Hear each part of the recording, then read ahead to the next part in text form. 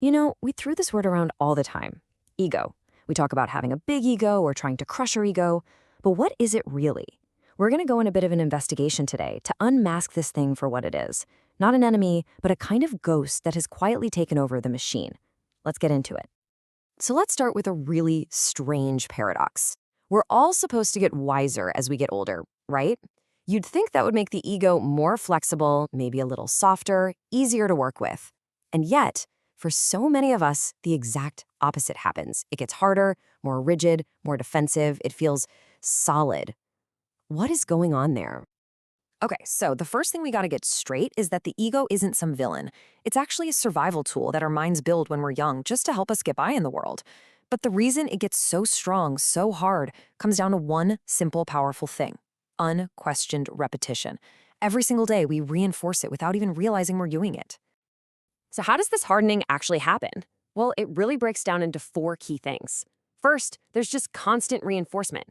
Every time you think, I am right, or that's my idea, or this is mine, it's like a rep at the ego gym, making it stronger. This builds up what you could call psychological armor.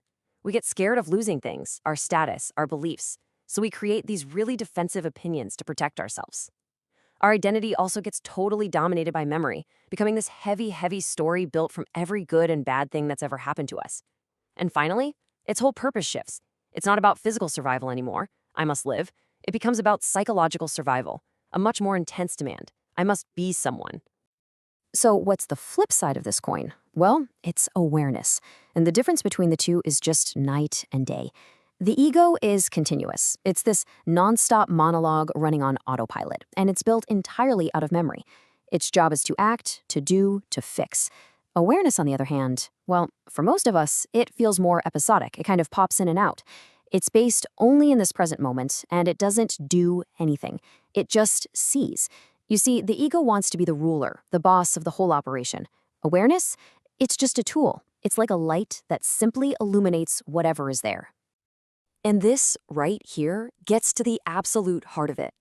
The ego's hardness isn't a sign of its strength. It's a sign that it's been running constantly on autopilot, without ever being looked at. When we use it unconsciously, it feels so solid, so real, but the moment it's just seen, it starts to become transparent. Okay, so that leads to a really interesting next question, doesn't it? If the secret is to just observe our thoughts, to use this awareness, who is the one making that decision? Who is this watcher that suddenly steps back? Is that the ego? Is it awareness? Or is there a third person in the room we don't know about? And the answer is where things get really wild. It turns out there is no third entity. No one decides. That feeling of a little me in the control room, pulling the levers of attention, that's the grand illusion. The idea of a separate decider is part of the trick. What we think of as the observer self is actually the ego's most clever disguise. That moment where you think, aha, I'm observing my thoughts now. That I, who is doing the observing, is just a quieter, more sophisticated version of the ego itself. It's the ego putting on a costume and pretending to be your spiritual supervisor. Now, this whole confusion happens because we mix up two very different things: awareness and attention. Here's the best way to think about it. Awareness is like the light in a room. It's just on. It's always there, passively lighting up everything equally. Attention, though, is the flashlight. It's a function of the mind that we can point and focus on specific things. So what feels like a decider is just the flashlight of attention shifting, moving from being lost in a thought to suddenly pointing at the thought. The light in the room, awareness, was on the whole time.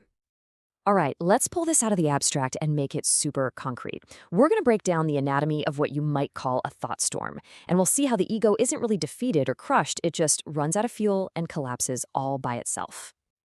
It always kicks off with something tiny, right?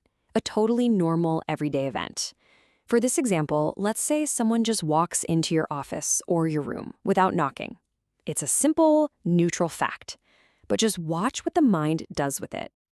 And boom, there it is. The first thought, a judgment. And it feels totally reasonable, right? Justified even. He has no manners. And then, immediately, the mind hooks it to the past. He's always doing this. And just like that, the story has officially begun. Now the snowball really starts picking up speed. The mind leaps from one little observation to creating an entire dramatic narrative. We start inventing reasons, connecting it to his personal life. We're not just an observer anymore. We're suddenly the judge, jury, and lead prosecutor. And then the thought storm just goes completely off the rails. From a minor annoyance about someone not knocking, the mind has escalated to a cruel, totally irrational fantasy. The emotional charge is at its absolute peak. And then, out of nowhere, it just stops. It's not a forced stop. You didn't wrestle it to the ground. There's just this moment of sudden clarity. A question just appears, not from a place of control, but from a place of genuine bewilderment. Wait a second. How on earth did I get here? Now, this is maybe the most important part of this whole thing. You didn't do that. The thought storm didn't end because you were a great meditator or super disciplined. It stopped because it became so ridiculous, so over the top, that the mind's belief in it just cracked. The whole loop ran out of steam and collapsed under its own weight. But you gotta watch closely, because right on the heels of that moment of freedom comes the trap. The very next thought that pops up is this one. When will I finally be perfect at this? Why can't I stop this stuff earlier? Do you see it?